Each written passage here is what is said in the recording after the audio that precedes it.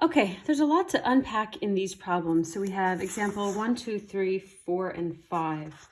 I'm going to go through these. I would treat this as a learning experience. You may not be comfortable with solving all of these or even knowing where to start when you approach them at this point, but going through the process with me should help. And then I'll be posting another review, in the following days, which will hopefully circle back to some of these kind of problems as well. So here we go. So this is going to involve all of our integration review that is, net change and Riemann sums and stuff like that. So here we go. So there's a lot to unpack in this problem and a lot to read, which usually makes people tune out, but let's see. The graph of a differentiable function is shown below on the closed interval -4 to 4. The function has x-intercepts on the interval -4 to 4 at x equals -3.8, x equals -1, x equals 0, and x equals 3.4. Great. Also, h of x has horizontal tangent lines at x equals -2.9, that's going to be here, x equals -0.5, that's here, and x equals 2.2, that's there. The areas of the regions bounded by the x-axis in the graph of h of x on the intervals negative blah, blah, blah. So from -1 to 0, they're telling us the area is 0.3. So I'm going to put that into my picture. This area is 0.3. And from 0 to 3.4, the area is 12. And 3.4 to 4, so that would take me to here. This area is 2.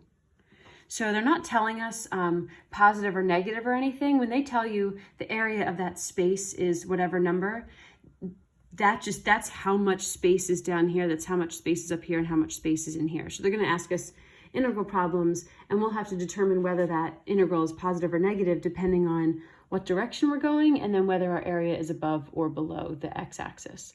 So I'm just filling in what those spots are. So all of that information just to fill in these spots and make sure that we're clear. So, okay. It also says for all x, g of x equals 11 plus the integral from 0 to x of h of t. And then this is my graph of h of x. H of t would really I'm still just referring back to that graph. So don't get confused with the letters. They're just a t and an x. There's complicated reasons for why they're using those letters differently, but it's not really something you need to worry about. H of t is really going to apply to this graph. So what are they asking us for with all of these problems? It's not as bad as you think. This problem is actually pretty easy, but it feels stressful because there's so much terminology that's different than what you're used to. So let's go one at a time. So first, g of x is given to us up here. And they want us to find g of 3.4. So what are they asking you to do? G of 3.4 means plug 3.4 in for x for the g function. So that means g of 3.4 is going to be 11 plus the integral from 0 to 3.4 of h of t dt. Again, h of t dt is still just referring to my graph of h of x up here. It's nothing, I don't have to make it any big deal. So g of 3.4 is going to be 11 plus whatever the area is from 0 to 3.4 under this curve. So 0 to 3.4. They told me the area is 12. I'm moving from left to right, and my area is below the x-axis. So really, we have a -12. So the answer is -1. 11 plus the -12, which is the area under here going left to right. My area is below the x-axis. See, not hard, just confusing in the way that it's asked. I'm going to probably run out of room here, which is going to really get on my nerves. Okay, g of 4. So let's apply some of the same logic. So maybe you even want to pause it and try it yourself. G of 4 is going to be 11 plus the integral from 0 to 4. So g of 4 is going to be 11 plus the integral from 0 all the way to 4. So now we're still going left to right, so that's good. Area underneath the x-axis is negative, area above is positive, so we're going to have a negative 12 and a positive 2. So giving me a cumulative area of positive 1. Calculus is so beautiful. All right, you can do this one also by yourself. There's nothing really different here. We're just going to end up going, I think, in opposite direction. So g of negative 1 is going to be 11 plus the integral from 0 to negative 1 of h of t. So 0 to negative 1 now means I'm moving backwards. So I'm always reading bottom to top. So 0 to negative 1 means I'm going that way. So any area that is above the x-axis is now negative because I'm moving in the opposite direction. So they told me the area in here was 0.3, so it's actually a negative 0.3. Even though it's above the x-axis, I'm moving right to left. So my final answer is 11 minus 0.3, so 10.7. Okay, this next one is different. So g prime of 3.4. Well, I don't know if we ever really discussed this in class. It's not hard, so stick with me. If g of x is 11 plus, let me move up here. If g of x is 11 plus the integral of blah, blah, blah, what is g prime of x? So that means, what happens if I take the derivative of this? Well, the derivative of 11 is 0. And what's the derivative of the integral? I don't know if we ever talked about this in class or not. I don't know, but here we go. Here it is now. The derivative of an integral is just h of t. In fact, it's technically h of x. I'll see as we review if I need to go through that more, but the derivative of an integral just gives you what's left. It's like they undo each other. It's just like doing the square root of x squared. They undo each other and I get x out of that. The derivative of an integral undoes itself and I am left with h of x. You can say h of t if you want, it doesn't really matter. So therefore, if that's what g prime is, 0 plus h of x, then what's g prime of 3.4? G prime of 3.4 means plug 3.4 in for x. So that's the same thing as h of 3.4. Well, what is that? Go up to my graph. What's h of 3.4? This is a graph of h. What is the y? What's the value of y when x is 3.4? Well, they do tell me that this x value is 3.4. So if that 0 is 3.4, then that's my x value. What's the y value? The y value is 0. Funky, but not impossible. So now we take it a step further. Now they want the second derivative of g. Well, if the first derivative of g is h of x, then what's the second derivative of g? Well, that means take the derivative of both sides. The derivative of h is h prime. So this means if they're asking the second derivative of g at 2.2, they want to know what's the first derivative of h at 2.2. Because the second derivative of g is the same thing as the first derivative of h. They want to know what's the slope, what's the derivative of h at 2.2. So go up to my graph. Oh, well, they told us, pardon me, at 2.2, we have this horizontal tangent line. So what's the slope when x is 2.2? What's the slope of the curve there? The slope of the curve is 0. So this also turns out to be 0. I think this is the kind of problem you're going to get on the AP test because they are going to want to be testing you on like processes and do you get the whole big picture? And that's not really something you can cheat on or look up or anything else. So I feel like that's a decent example of something they might give you. All right, part B is the follow-up question. Part B is hard, but we can do it if we just like take a breath and think about what this means. Find the maximum and minimum of g of x on the interval -1 to 4. Explain your answers. So in the last video, we talked about absolute mins and maxes and how you find them. So to find where something has a max or a min without it being on a closed interval, we would find out where our critical values are and test them on the number line. But because I have a closed interval, to find out where my mins and maxes are, I need to look in two places. I need to find the critical values of g of x. So in other words, where is g prime of x equal to 0? And I need to test the critical values and the endpoints. So, okay, I need to find the critical values of g. So let's do that first. Finding the critical values of g means where does g prime equal 0? Well, I know what g prime is. I found what g prime is up here. G prime equals h of x. So where does g prime equal 0 is asking where does h of x equal 0? Well, that happens when x equals, I don't know, I got to go look at my graph. So where does this function equal 0? Where is the y value equal to 0? Well, that's here at -4. That's here at -1. Oh, shoot, it's not -4, is it? It's -3.8.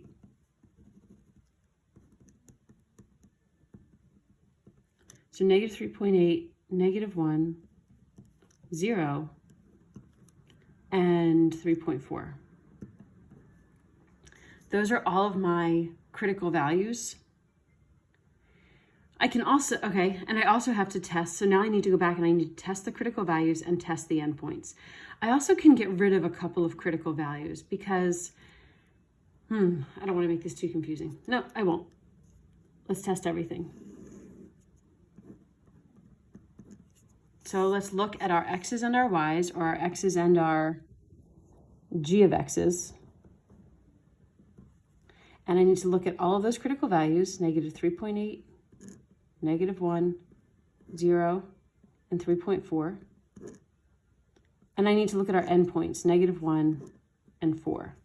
Well, first of all, if my endpoints are -1 and 4, can I get rid of some of my critical values? These are the endpoints, so they don't even care about solutions that are outside of that interval. So -3.8, I don't care about. The rest I do. I have this twice, that's fine. It just happens to be that it was a critical value and it's an endpoint. So I need to figure out what is the y value of all of these x values? What is g of -1, g of 0, g of 3.4, g of -1? Well, guess what? We already found almost all of them up here. So we don't really have to go do any more work. This happens a lot with AP problems. They already gave you the solutions, or they already gave you this information. I don't have to go do the work again. So like g of -1, we already have it up here. G of -1 is 10.7. G of 0 I don't have. Let me go back to that. G of 3.4 I do have. It's -1. G of -1, I already have that. That's 10.7. I don't really need to put it again, but whatever. And G of 4 I already have, which is 1. So the only y value I need to find is the y value when x is 0, or the value of g of 0. So go back up to g. G of 0 means 11 plus the integral from 0 to 0. Well, what's the integral from 0 to 0 of anything? That integral is just 0. There's no area under that to even find. So the value of g of 0 will just be 11 plus 0, or 11. So they want the maximum value and the minimum value. Remember from the last lesson that the maximum value means what's the biggest y. So look at my list. What's the biggest y? It's 11. And the minimum is what's the smallest y, and the smallest y is -1. Those are my answers. So it's a lot of thinking, but not a ton of hard work in terms of computation. All right, example 2. Riemann sums. So little is known about the function except that values on the table. We want 4 subintervals to approximate the integral from -2 to 10, so all the way from here to here, left, right, and trapezoidal sum. And then we did an example of a midpoint sum in one of the Unit 8 videos, whatever. That's because they're referring to this other video that they made. But if you want to make a picture, it's not a terrible idea. So -2, 1, 6, 7, and 10. -2, we're up at 3, 1, we're up at 4, 6, we're down at -9, 7 at 2, 10 at 0.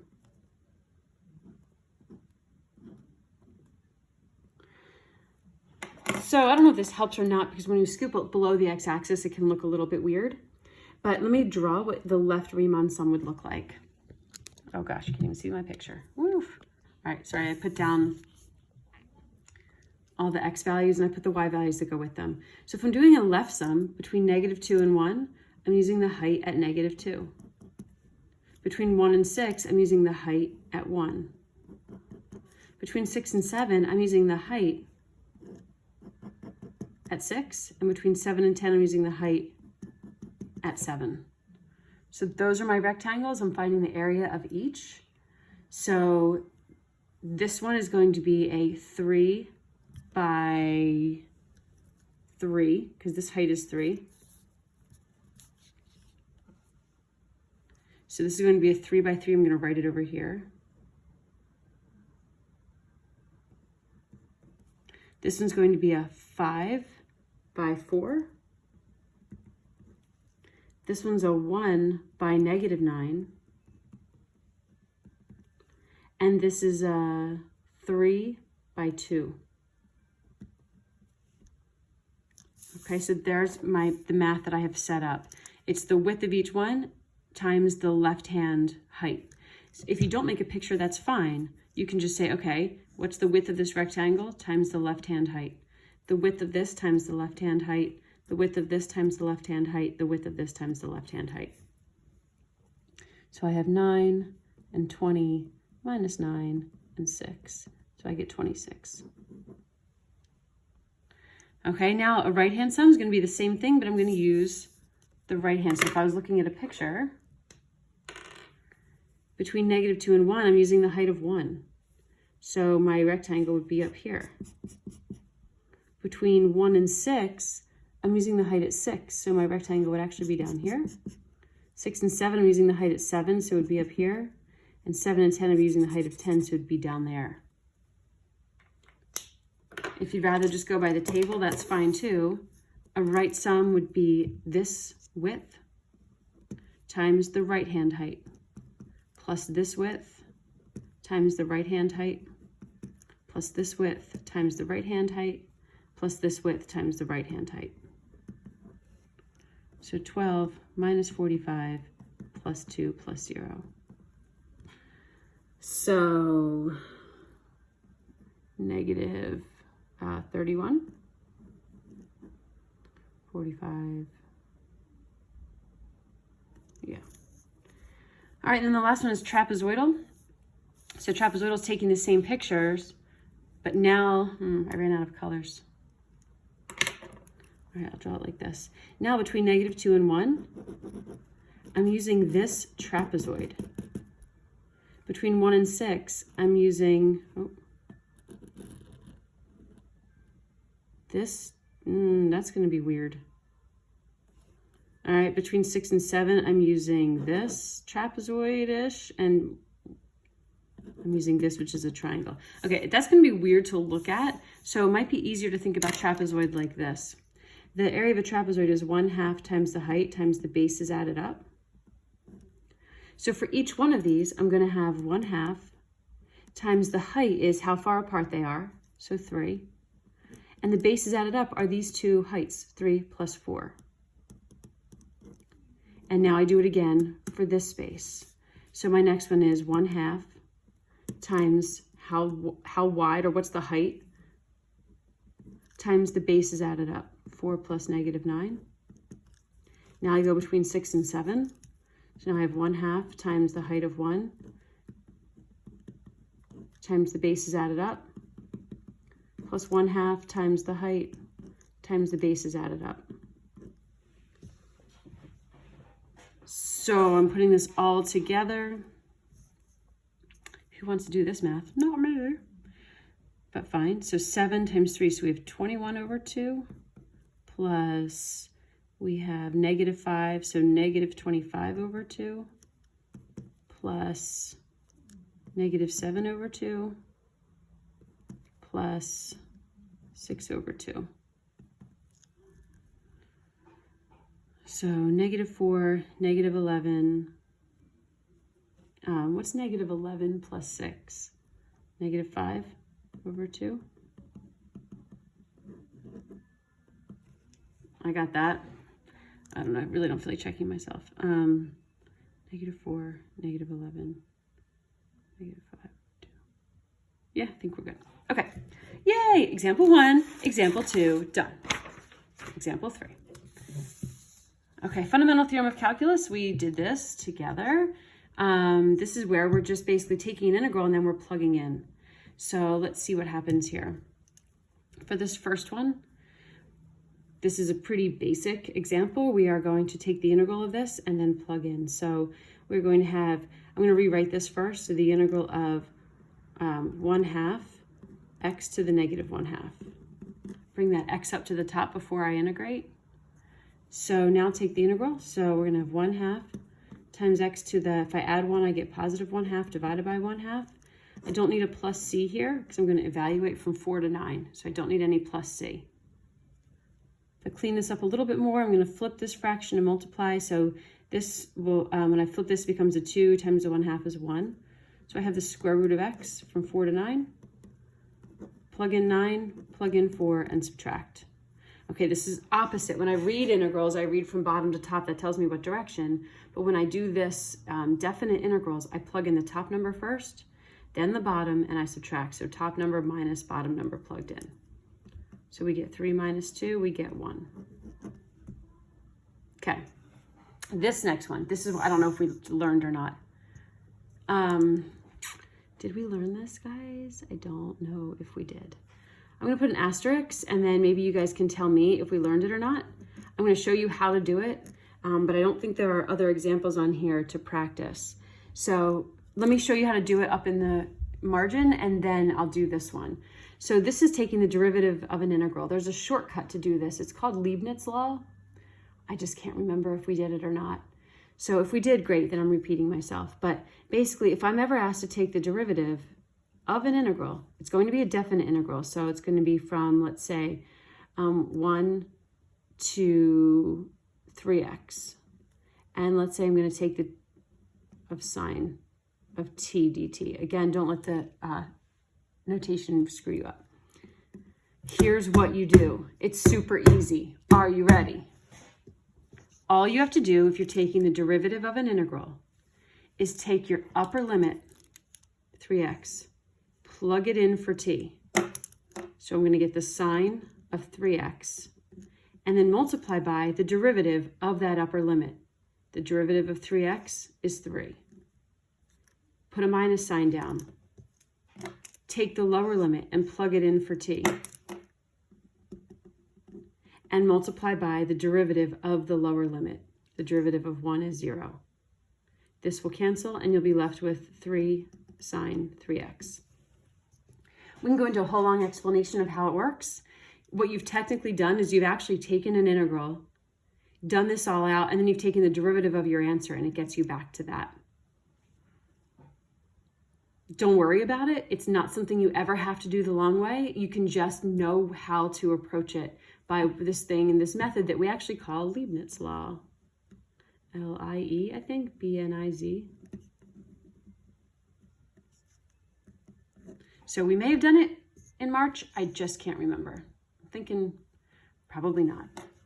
But anyway, that's how it works. If I have to take the derivative of an integral, I plug the top limit straight into the variable and multiply by the derivative of the top limit, minus plug in the lower limit and multiply by the derivative of the lower limit. And that's my answer. So that makes this question really easy to do. And that's why you want to know how to do this, because you want to know how to do the easy stuff, and this is easy stuff. So take the derivative of an integral. All that means is plug this in for any variable. So I'm going to get 1 over x to the third squared plus x to the third minus 5, and then multiply by the derivative of that upper limit. Minus, plug in the lower limit. So 1 over a squared plus a minus 5 times the derivative of that lower limit. While the derivative of a is 0, a is just a constant, so this whole term is going to cancel. And I'll be left with 3x squared over, this is x to the 6th plus x to the 3rd minus 5. Easy peasy. Okay. Okay, example 4, properties of definite integrals. So this is like going forwards and backwards and how all that stuff works. So they're giving us some information about this, about f of x and about g of x. So sometimes it helps me to draw a picture with these. So let me draw a picture of f of x. So I have 3, 6, and 5. So 3, 5, 6. They're telling me the integral from 3 to 6 is 7.5. Let me use a pencil. So they're telling me all of this space is 7.5. That's what the cumulative area would be. And they're also telling us from 5 to 3, the integral is 2. So think about that carefully. I don't necessarily know that the graph looks like that. I just know from here to here I'm going to have a positive amount total of 7.5. But they're also telling me from 5 to 3, so that would be moving backwards. The area is 2. Well, if from 5 to 3 the area is 2, and I'm moving in the backwards direction, then does my area need to be above or does my area need to be below? Because think about it. If my area is 2, usually I think about, oh, that's above the x-axis. But I'm moving backwards. So that means from 5 to 3, this section is like below the x-axis here. And therefore, from 5 to 6, what do we think the area is? Because to get all the way from 3 to 6, I should end up with 7.5, but this much is below the x-axis, so this needs to be 9.5, so that our cumulative total amount of integration gives us 7.5 if we went from 3 all the way to 6. Anyway, I hope that makes sense. Because now when they want to know what's the area from 5 to 6, it's just 9.5. This wants to know what's the area. Oh, that's g of x. All right, sorry, we're not even there. Okay, so that's the thinking that I do to work through that. Now we're going on to g of x. So the area, this says from 6 to 3 is negative 12. So what's the area from 3 to 6? Well, this must just be positive 12. Okay, now letter C, they want to be rude. Actually, this isn't bad at all. So each of these we can do separately. So let's think about each one separately. So the integral from 3 to 6 of 4f of x minus, in fact, let's take the 4 out to the front, okay? Minus 2 times the integral of g of x from 3 to 6 plus the integral of 4 from 3 to 6. So each one separately. So the integral of f of x, so this is 4 times the integral from 3 to 6. Well, they already told us that integral is 7.5. So this is going to be 4 times 7.5 minus 2 times the integral of g of x from 3 to 6. Well, we already know that that's 12. And the integral of 4 from 3 to 6. You can do that one of two ways. You can either integrate this. Am I moved over? I can either integrate this and get 4x and evaluate that from 3 to 6. So plug in the 6 minus plug in the 3. So 24 minus 12. Or I can think about this as a picture, and I can think about this as the graph y equals 4 from 3 to 6 and get the area of this little rectangle. So this would be a 3 by 4 rectangle, which is also 12. So either way you want to think about that is fine. And now I have to put this together. So 7.5 times 4, 14, 15, I think is 30. Minus 24 plus 12. 30 minus 24 is 6, so 18. Hopefully that's right. All right, cool. Last part. Integration blast. Separate paper probably required. Oh, that doesn't sound like fun. I am going to dare myself to fit it in this space. What's so complicated about this first one? All right, let's see. The integral of sine of x dx is the negative cosine of theta plus c. Done. Seriously? My cat is really annoying. He's like old. doesn't realize his own volume.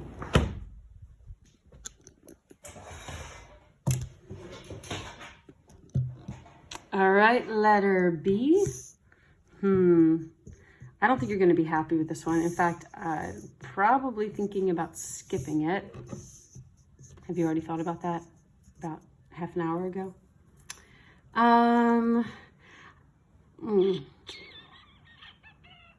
This doesn't really fit into what we know how to do. I've never really shown you how to do one like this. So for right now, I'm going to skip it. I can go work on it for people who want to challenge, but I'm going to skip it for now. Letter C. So this is really a substitution problem. U is going to be 2 minus G. Why would they need to use G's? Du is going to be -1 dg. So dg is just du over -1. So if I substitute this in, I'm going to have 1 over u to the 2/3 times du over -1. So this is just -1 times the integral of u to the -2/3 du. So -1 times u to the 1/3 over 1/3 plus c. Right, I add 1 to that, divide by the new power. So I'm going to get, flip and multiply, -3 u to the 1/3 plus c, and u is 2 minus g. There's my answer. And then the last one. So looking at letter D, I don't think we can even integrate this. There is no way that we can integrate this by hand. If I let u be 25 minus x squared, du is going to have a -2x in it, and there are no x's to like get that to cancel. So you're going to be stuck with this random x in your problem. So they want you to realize that this is, pardon me, the graph of a circle. It's the top of a circle. X squared plus y squared equals 25 is really the main equation, and they just solve for y. So we have y equals 25 minus x squared square rooted. If I wanted the whole circle, it would be the top and bottom, but because it's positive, it's just the top. So this is the graph of a circle with a radius of 5. Whoa, terrible drawing. So they just want the area from -5 to 5. They want the area of that half of the circle.